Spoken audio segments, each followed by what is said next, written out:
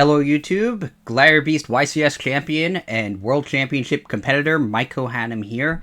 Today I am going to talk about the new Gladiator Beast cards in Yu-Gi-Oh! Master Duel and show off the initial draft of the deck I built to use in ranked duels with Gladiator Beasts.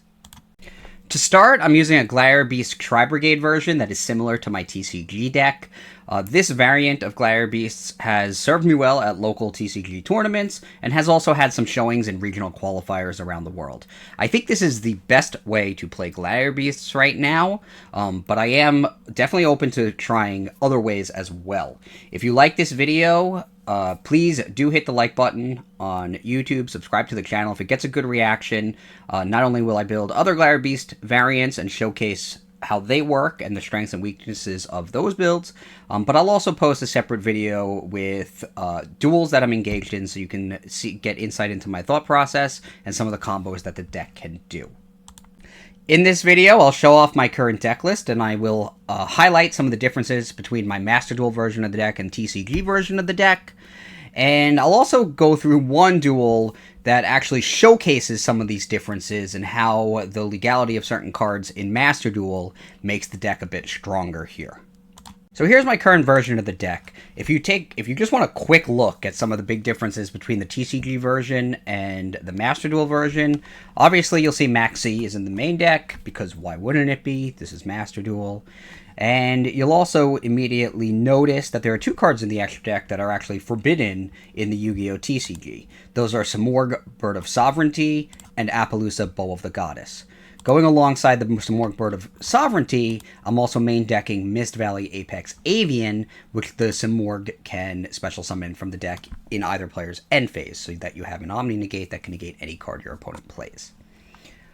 There's also some cool synergy between Apex Avian and Heraklinos, because if you summon both to the field, you can actually use Apex Avian to negate a card, return the Avian to your hand, and then use Heraklinos' effect to discard the Avian to negate a spell or trap card. So even though it's on the field, the Apex Avian, it can become a card in your hand during that same turn to discard with Heraklinos. So those are some of the big differences. Called by the Grave is at 2 in Master Duel, 1 in TCG. In the TCG, I don't play it at all in the main deck, but there is a side deck, so I side deck it in the TCG. In Master Duel, I'm a little torn on this card. Obviously, this card's insane, and it's kind of necessary for stopping Maxx, but when you go second, you really can't do anything. You know, it's not disrupting your opponent's plays. There being no side deck, I'm kind of torn on this, but I ultimately just cut it down to 1 for now to see how that goes. I don't want to take out too much engine, because generally, other than the single Rescue Cat, most of the deck, or well, the single Rescue Cat or the Fraktall, most of the deck is 2-card starters. So I'm really torn on Called by the Grave, but this deck does get hit very hard by Maxx. So the existence of Maxx in Master Duel does weaken the deck. Molcharmi Fawalos in the TCG hits it hard as well, which appears to be less popular in Master Duel, where Maxx is legal, and you have no control over who's going first if you lose the coin flip. So this is the deck. The combos are pretty much the same as in the TCG, with some slight variations to accommodate Appaloosa and Simorgh. In Master Duel, the ceiling for what your deck can do is higher because of Simorgh and Appaloosa, as I'll demonstrate in the recorded duel that I encountered in PvP. But the strategies are mostly the same. If you start with Gladiator Beast, Gistel, and either Attorix or Noxious, you're able to special summon Tamer Editor into Domitianus within 5 summons, so they can't use Nibiru the Primal Being to stop you, and then you're able to just go off from there. You still have the 1-card Rescue Cat combo that I showed off in a much earlier video. You can take a look at that video if you need to know right now how that combo works. And the overall place of the deck is very similar, bearing in mind the heightened ceiling. Now, the 2 cards I did cut from this extra deck to accommodate Simorgh and Appaloosa are Gladiator Beast Esadari, who I felt didn't really come up enough to justify it being in the extra deck when there were 2 other cards I wanted to play, and Typhon. I really do like Typhon in the deck. and as I encounter more Blue Eyes decks in Master Duel, I like Typhon even more because it's pretty good against the deck. So I'd like to make room for Typhon. I just don't know what to cut. I think the only thing I could really think to cut is I could either drop a Tamer editor, which I really don't want to do, especially because Kashtira is still kind of popular in Master Duel, or I can just cut the Simorgh and cut the Apex Avian alongside it. So if I cut this pair of cards that work together, I can make room for Typhon. But for now, I'm just going to not play Typhon. I'm playing one copy of Claudius. I tested out 2 in the TCG. I almost never needed the second copy, so I am going with the single copy of Claudius in Master Duel as well. And from my experience of playing about a dozen games with this deck in Master Duel already, the one Claudius is enough. I made a couple of adjustments to this deck when I initially built it, since I've initially built it in Master Duel, and I'm happy with how it's performing. It has increased my rank since I've started playing it, so I think this is a fantastic starting point.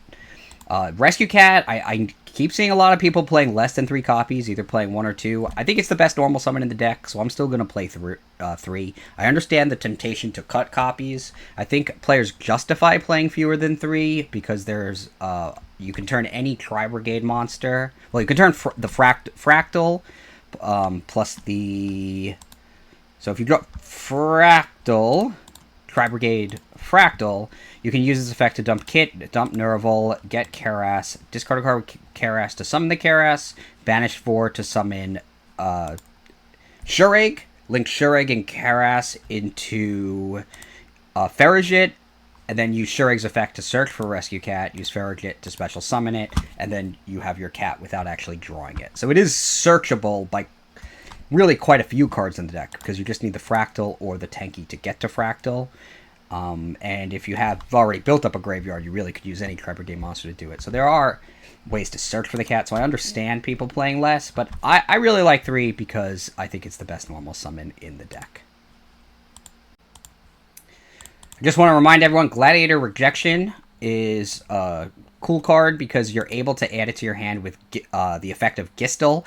While most cards only add Gladiator Beast cards to your hand, they made Gistel special, where its effect can add any Gladiator card to your hand, spell or trap card, not just Gladiator Beasts. So that differentiates it from stuff like Test Panther and Gladiator Beast Equeste.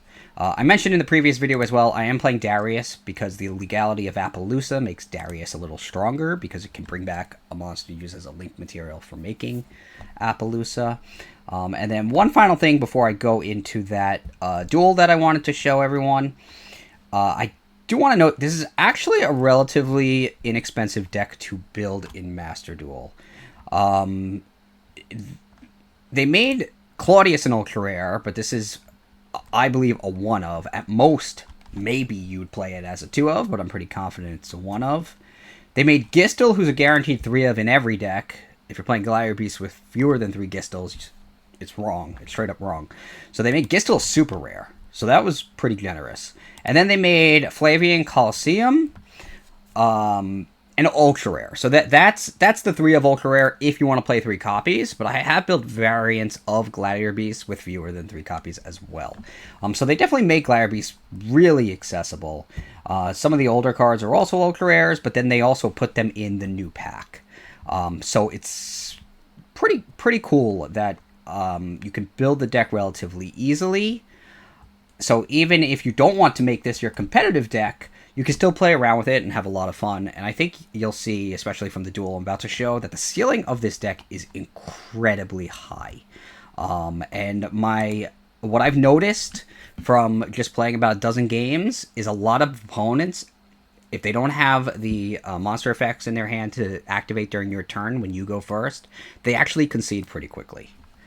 Because it does take long to do all the plays, and then once you get them all out, it's pretty hard to stop. One thing I do want to caution you is, do watch out for Typhon. Typhon kind of stops this deck pretty effectively sometimes. I think having Appaloosa in the game does help, because Appaloosa is not vulnerable to Typhon. And your Domitianus can protect Appaloosa from being attacked because it has a continuous effect that lets you choose your opponent's attack targets. But in the TCG and also in Master Duel, I am using Gladiator Beast Charge.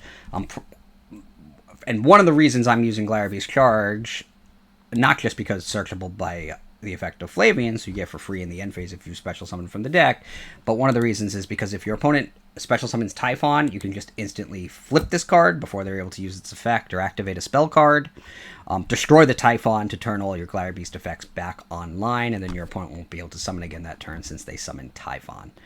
So that's one reason that card is in there. I guess I'll bring attention also to level 5 and higher monsters in this deck. I think a lot of players play Augustus because special summons from the hand. I'm just using Noxious and Vespasius. Noxious is part of a combo that I showed off in a recent video, so I think Noxious is essential to the deck. But I think where I'm playing Vespasius is a bit of a flex spot. I'm really only playing Vespasius because it's not a dark or light monster, so it's not vulnerable to a Bestial. So when you do the Gistel Attorix or Gistel Noxious combo to dump Vespasius, it's less vulnerable than if you sent a different card to the graveyard. So I did want to make mention of that. So without further ado, here is the duel I wanted to talk about. I'll run you through the plays, and you can see the insane end board that I'm able to make. So to be clear, you're not always going to draw this well. This is the ceiling of what the deck can do. But the value of this demonstration is you can see that as plays are stopped, you can still make an impressive field. If certain plays were stopped, you'd have a slightly weaker field, but you can still do a lot. I start with the basic Gistel plus Attorix or Noxious combo, which lets you get comeback from your deck with Gistel's effect, dump a level 5 or higher monster to the graveyard with Noxious or Attorix's effect, use comeback to bring back the 5 or higher monster, make Tamer Editor, and then summon Domitianus in your 5th summon. Here I got Fraktall, so I'm using Fraktall's effect to send Kitt to send Nervall to load up the graveyard, search for Fraktall.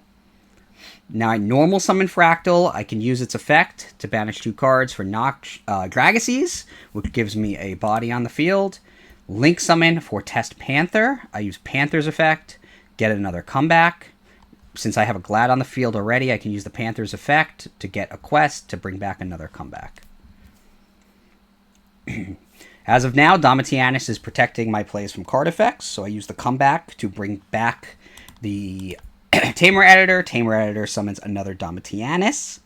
Then we link summon, getting the Tamer Editor back into the graveyard for Appaloosa Bow of the Goddess with 2,400 attack points, 3 negates. Comeback to bring back Tamer Editor. Use the Tamer Editor's effect to summon Heraklinos. Then I'm going to link summon Simorgh, Bird of Sovereignty. Set the charge, and in the end phase, Simorgh summons the Mist Valley Apex Avian. I'm going to pause it here just to show you how insane this is. So first of all, the Simorgh stops the Heraklinos, Domitianus, and Apex Avian from being targeted. Oh, sorry, it only stops the Apex Avian. It's only Winged Beasts. But it does protect the Omnigate from targeting. Other than that, he's irrelevant at the moment, but if they don't clear him, you do get to special summon another Winged Beast in your opponent's end phase. Then we have Heraklinos negating spells and traps equal to number of cards in hand.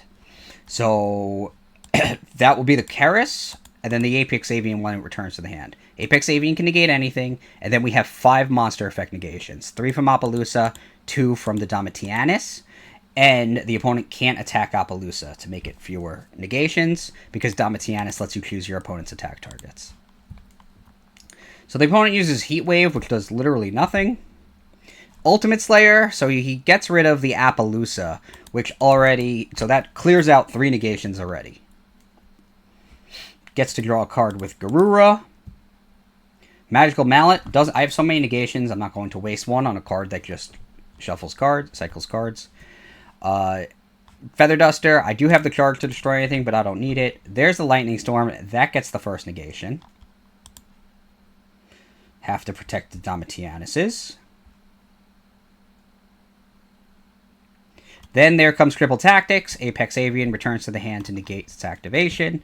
And I still have monster effect negations left, and now I still have a Heraklinos negation for that last card in his hand, which means there's nothing he can do with it. He activates a spell, and Heraklinos negates it again.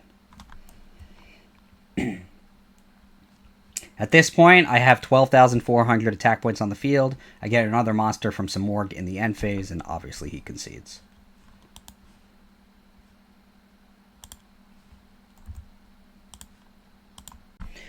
So Apex Avian, Samorg, and Appaloosa all come up in that game. That is a field that I was able to build that you would not be able to make in the TCG due to those two forbidden cards.